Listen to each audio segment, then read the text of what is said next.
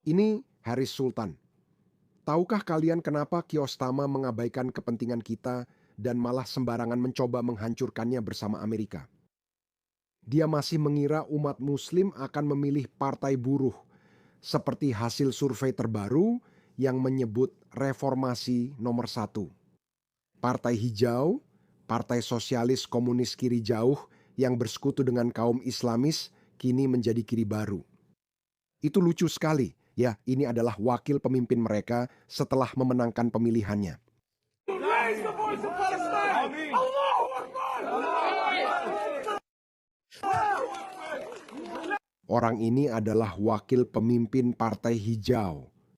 Jadi, jika pemilu besok dan Partai Hijau menang karena jaraknya tidak jauh, mereka kini di posisi kedua, oke? Jadi orang ini bisa jadi wakil Perdana Menteri. Mau tahu siapa dia? Jadi, Inggris yang selama beberapa dekade menjadi negara demokrasi liberal dan sekuler yang bangga, serta menjadi sahabat khusus Amerika Serikat. Satu-satunya negara adidaya di dunia, penjaga dunia bebas, pemimpin dunia bebas. Pergi berperang dengan salah satu rezim paling menindas di Iran, kata Kiostama.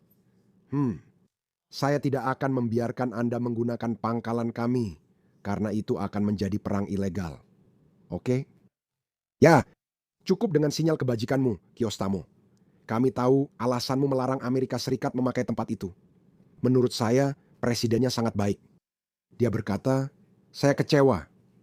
Namun rezim Islam tetap menyerang tempatmu. Kiostamo bilang, kami tak terlibat, jadi jangan bom kami. Namun mereka tetap membom kepentingan dan pangkalan udara Inggris di Siprus. Orang ini, saya merasa kita hidup di realitas berbeda. Lihat ini, orang ini ikut dalam unjuk rasa di London untuk mendukung rezim Islam di Iran. Meskipun mereka Syiah, dia adalah Sunni garis keras. Secara teologis, mereka membenci Syiah. Tapi ketika harus memilih antara Barat dan Islam, menurutmu siapa yang akan selalu mereka pilih? Lihat pria ini.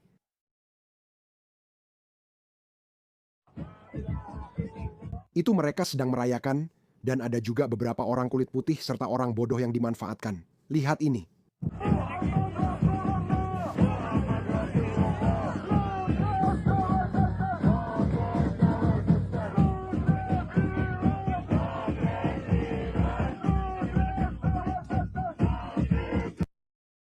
Dia berdiri mendukung rezim yang mengatakan mati untuk Inggris.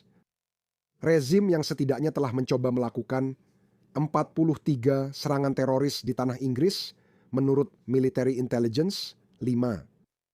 Dia mendukung mereka. Bagaimana itu bukan pengkhianatan? Bagaimana? Tolong jelaskan itu. Hal serupa juga terjadi di Amerika, tepatnya di California, oleh Mustafa Kazwini. Dengarkan dia. Turut berduka cita Muhammad. Muhmanins artinya orang beriman atau muslim. Orang-orang beriman, para pengikut mazhab Nabi dan keluarganya. Saya akan membahas secara global tentang tragedi yang terjadi tadi malam dan hari ini terhadap orang-orang tak bersalah, warga sipil. Ya, banyak dari mereka adalah anak-anak. Bohong. Dia benar-benar bohong. Saya tak bisa memutar ulang videonya. Ribuan kamar mayat penuh karena Ayatollah Ali Khamenei berkata, habisi mereka. Saya tak peduli berapa banyak yang kalian bunuh. Puluhan ribu orang dibunuh, dan dia tidak bersuara sedikit pun. Tidak satu pun dari mereka yang bersuara. Mutin Ali dan semua orang ini, tidak ada satu pun dari mereka yang bersuara. Setiap kali mereka bahas korban sipil di Gaza atau Iran, bilang saja diam ke intinya karena kita tahu kalian tak peduli. Dia menangis karena tiran, sponsornya, ayahnya, sekaligus pemimpinnya telah mati. Hanya di satu sekolah 120 anak meninggal. Banyak laporan menyebut itu misil IRGC yang salah tembak. Ingat rumah sakit di awal perang Israel Gaza yang meledak di tempat parkir? Ternyata itu roket milik Hamas, tapi mereka menyalahkan Israel. Begitulah yang terjadi di sini. Akibat pengeboman tanpa pandang bulu ini dan juga pemimpin Republik Islam Ayatul Husseini Al-Khamenei Ali. Kami memohon kepada Allah Subhanahu wa taala untuk menyatukan mereka. Siapa yang ingin bergabung dengan mereka? Siapa mau melihat 72 bidadari? Saya rasa biar FBI atau CIA saja, saya tidak tahu. Siapapun itu, ini masa putus asa. Mungkin kita harus berperang untuk membersihkan hama ini. Mungkin Dan kumpulkan mereka bersama para syuhada, para nabi, para rasul dan keluarga nabi, insya-Allah. Dan berbahagialah mereka yang meninggalkan kehidupan ini dengan syahid. Mereka memahkotai hidup dan pencapaian dengan syahid. Inilah yang kami ucapkan setiap malam. Dan doa yang kami baca ini, doa al-iftitah yang kami baca setiap malam. Sebagian dari doa itu kami memohon kepada Allah, kami berkata kepadanya, "Qatlan fi sabilika fawaffiq lana." Izinkan kami untuk mati syahid.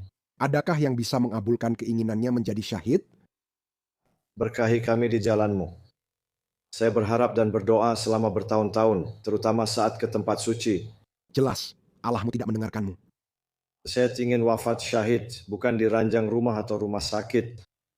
Syahadat, mati syahid di jalan Allah dan pergi sesuai kehendaknya. Orang-orang ini terlena khayalan. Tidak ada gunanya. Tidak ada yang bisa kita lakukan selain memenuhi keinginan mereka. Orang-orang ini adalah pengkhianat. Mereka sudah berada di dalam gerbang. Mereka anti barat dan membenci peradaban barat. Mereka menolak nilai barat karena punya nilai sendiri. Saya bilang, ini mungkin baik saat perang karena banyak topeng akan terbuka. Ilhan Umar, Rashida Tlaib, Zoran Mamdani jelas berada di pihak lawan. Jadi kamu bisa melihat Partai Demokrat, oke? Jadi kamu bisa melihat CNN. Mereka tak suka perang, tapi juga tak mau tentara Amerika mati. Mereka tak mau tentara Amerika mati. Mereka benci Trump dan ingin menyalahkannya untuk semuanya. Saya pernah melihat argumen yang sangat lemah dari pihak kiri, tapi mereka tidak ingin Amerika kalah. Beberapa anarkis dan kelompok kiri ekstrim mungkin iya, tapi Demokrat yang baik tidak. Oke, orang-orang ini ingin Amerika runtuh dan hegemoninya hancur. Dan saya sendiri, sebagai orang non-Amerika, sebagai orang Australia, saya akan mengatakan bahwa saya ingin hegemoni Amerika tetap dipertahankan. Kita membutuhkan Amerika Serikat yang kuat, yang tidak takut untuk menarik pelatuk ketika ada kesempatan, seperti yang terjadi pada rezim Islam Iran. Rezim Islam telah menjadi musuh Barat selama 47 tahun. Jadi, Amerika berkepentingan menyingkirkan mereka saat ada peluang. Tapi, alasan ini saja belum cukup bagi 6 atau 7 presiden sebelumnya untuk berperang dengan Iran. Hanya karena ada yang membenci dan ingin menyakiti Anda, itu belum cukup. Sekarang Anda punya sekutu seperti Israel. Meski jauh lebih kecil dari Amerika Serikat, kekuatannya sangat berarti. Seperti yang disadari rezim Islam. Bagian utara Iran dijaga oleh jet-jet Israel dan bagian selatannya dijaga oleh Amerika. Rezim Islam adalah musuh utama Israel dan ingin menghapus sekutu kita yang jelas tidak kita inginkan. Dua alasan ini saja belum cukup untuk menggulingkan rezim itu. Tapi ada elemen ketiga. Mungkin argumen paling bermoral yang mendukung perang ini adalah rakyat Iran. Berapa kali Anda melihat orang-orang merayakan? Orang-orang merekam markas rezim yang dibom lalu menari merayakannya. Pernah Anda melihatnya? Saya rasa bahkan saat Perang Dunia Kedua orang yang muak dengan Nazi pun tidak merayakan pengeboman Dresden dan Berlin. Tapi di sini, rakyat Iran benar-benar merayakannya. Apa artinya itu tentang keadilan perang ini? Saya mengerti, kita tidak ingin perang. Kita tidak ingin orang-orang mati. Saya tahu 4 prajurit Amerika tewas dan mungkin masih akan ada korban lagi. Namun, pengorbanan mereka tidak sia-sia saat kita berhasil menggulingkan rezim ini. Dan sebagai gantinya, kita mendapatkan Iran yang bersahabat, Iran yang menjadi teman Barat, Iran yang tidak menciptakan proksi dan tidak merugikan kepentingan Barat di kawasan ini. Orang-orang ini menyerang Trump, tapi bukan ribuan warga Amerika yang dibunuh rezim itu, hanya 300 orang. Bahkan jika 300 orang apa, kamu tunggu sampai 500, 600, 1000 atau 10.000. Apa batasnya? Mengapa kita membiarkan kanker ini berkembang padahal bisa menyingkirkannya? Abaikan pihak kiri, mereka sudah kehilangan akal. Ini adalah saat bagi kita semua aliansi liberal klasik dan asli kita untuk bekerja sama dan menyingkirkan sisa-sisa rezim menyedihkan ini.